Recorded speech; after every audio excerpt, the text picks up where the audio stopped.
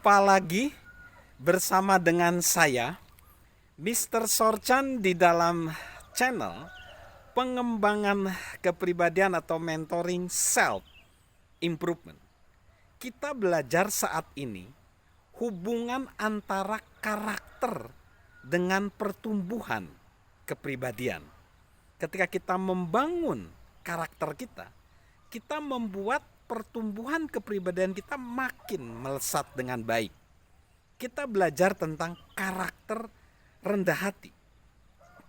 Kerendah hatian sangat penting di dalam pertumbuhan kepribadian kita karena itu memuat atau mencakup sudut pandang kita.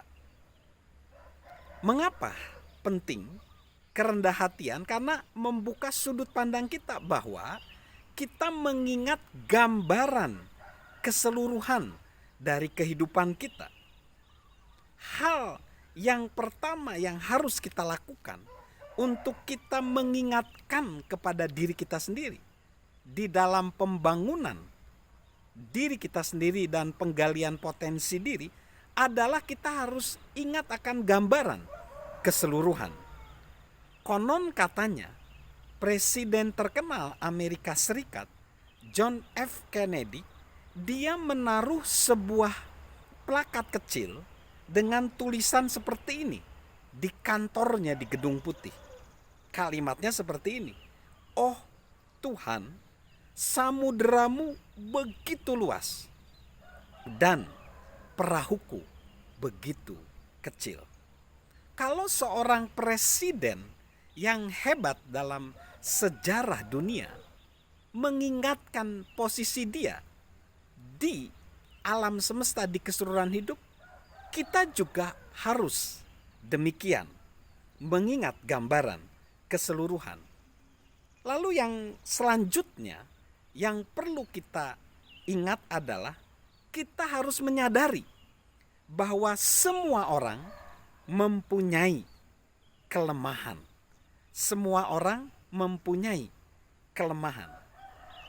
Seseorang penulis bestseller, Rick Warren, memberi nasihat mengenai caranya kita agar tetap rendah hati.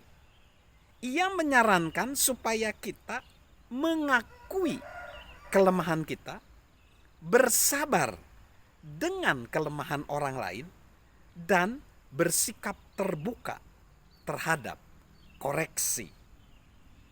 Dari ketiga hal tersebut, coba kita periksa mana yang perlu kita pergumulkan. Kalau saya jelas, saya orang yang sulit untuk dikoreksi. Padahal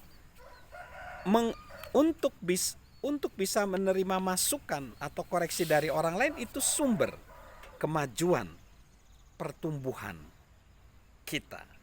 Jadi kita harus merancang satu sistem di mana kita bisa mempertanggungjawabkan seluruh kehidupan kita dengan cara berani dikoreksi. Lalu yang selanjutnya adalah sifat mudah diajar. Seringkali orang yang berpendidikan tinggi atau orang yang pengalamannya banyak menjadi pribadi yang sulit untuk diajar. Milikilah mental seperti seorang pemula. Mengapa seorang pemula itu bagus? Karena kalau kita memiliki mental sebagai seorang pemula, kita jadi rendah hati dan mudah diajar. Para pemula memandang segala sesuatu dari sudut pandang orang lain. Mereka bersikap terbuka terhadap ide-ide baru. Mereka memiliki rasa haus dan pengetahuan. Mereka mengajukan pertanyaan dan ingin mengetahui caranya dengan mendengarkan secara betul-betul secara fokus, dan mereka mengumpulkan sebanyak mungkin informasi sebelum mengambil keputusan. Kita harus menghargai orang semacam itu, dan kita juga harus menjadi pribadi dengan sikap seperti seorang pemula. Lalu yang selanjutnya, untuk kita bisa rendah hati, bersedia melayani orang lain. Tidak banyak hal yang lebih baik daripada karakter lain di dalam mengembangkan kerendahan hatian selain kita mau melayani orang lain. Mendahulukan orang lain akan memperbaiki ukuran ego dan sudut pandang kita. Bila kita seorang pemimpin, kita justru sangat perlu mengingat ini. Karena kita sebagai pemimpin mungkin terbiasa dilayani oleh orang lain, dan kita merasa bahwa kita berhak dilayani. Dalam bukunya Winning the Answer, suami istri penulis bestseller Jack and Susie Welch menggambarkan orang-orang yang menggelembung akibat sukses. Alhasilnya, karena mereka terlalu meluap-luap, terlalu emosional, justru jadi keliru sikapnya kepada orang lain. Mereka menulis seperti ini: orang-orang yang meluap-luap sangat emosional mengembangkan jenis perilaku yang tidak menarik.